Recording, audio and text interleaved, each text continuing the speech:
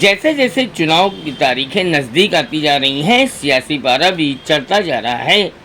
जी हाँ, बाराबंकी में जैसे प्रधानमंत्री नरेंद्र मोदी ने बेनी प्रसाद वर्मा, बेनी बाबू की जमकर प्रशंसा की, वैसे गोंडा में सियासी तापमान भी बढ़ता चला गया और चर्चाएं भी तेज होती चली गईं।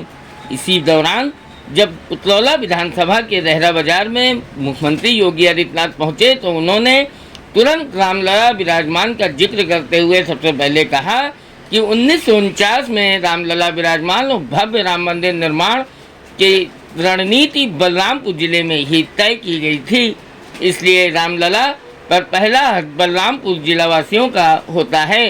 उन्होंने कहा कि जिस तरीके से रामलला विराजमान प्रधानमंत्री नरेंद्र मोदी के कुशल मार्गदर्शन और उनके नेतृत्व में हुआ, उस तरीके का कांग्रेस और सपा के समय में कभी संभव नहीं था।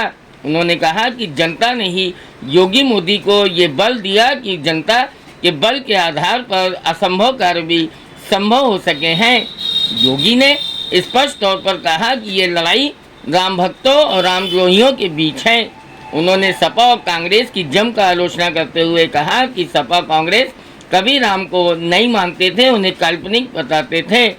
उन्होंने कहा कि अभी तक 9 राज्यों में वे चुनाव प्रचार कर चुके हैं और 4 चरणों के 285 लोकसभा सीटों पर मतदान हो चुका है। सब जगह केवल एक ही नारा है कि अब की बार फिर से मोदी की सरकार और 400 के पार ही चलेगी।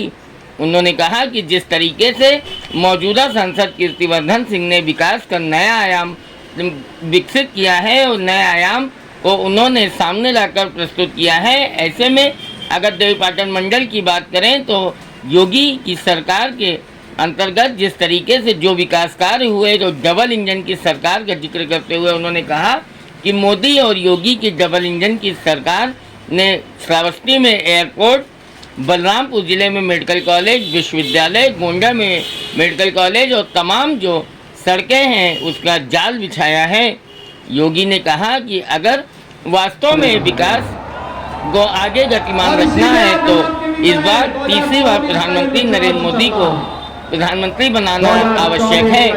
उन्होंने कहा कि जिस तरीके से गोंडा में तमाम विकास कार्य हुए, उसके लिए भारतीय जनता पार्टी हमेशा कटिबद्ध रही है और आगे भी करती रहेगी। उन्होंने सपा कांग्रेस पर जमकर निशाना साधते हुए कहा कि सपा और कांग्रेस हमेशा गरीबों के अनाज पर डाका डालने का काम करती रही है, रोजगार पर हमेशा डकैती डालने का काम किया है। उन्होंने कहा कि खाद्यान्न घोटाला भी समाजवादी पार्टी के कार्यकाल में गोंडा में हुआ, जिसमें गरीब किसानों और गरीबों के अनाज पर डाका डालने का काम किया गया।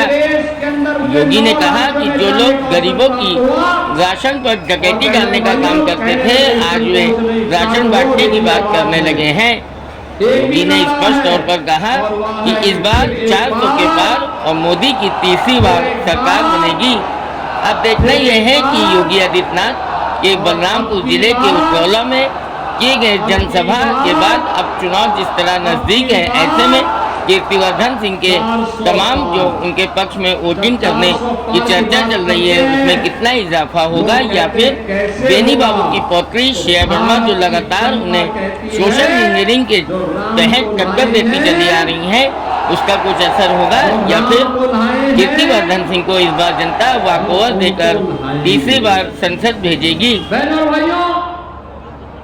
ये कांग्रेस और समाजवादी पार्टी का इतिहास है राम विरोधी होने का।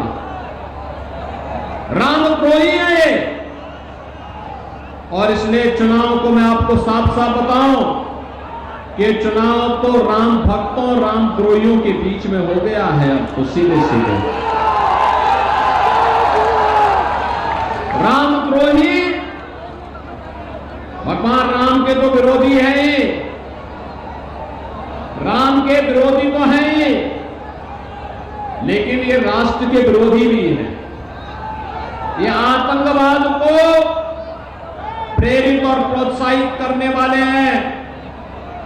ये लोग समाज को आपस में जाति के नाम पर लड़ाने वाले हैं। अनुसूचित जाति, जनजाति और पिछड़ी जाति के आरक्षण पर सेंध लगाने वाले हैं। बाबा साहब भीमराव अंबेडकर का अपमान करने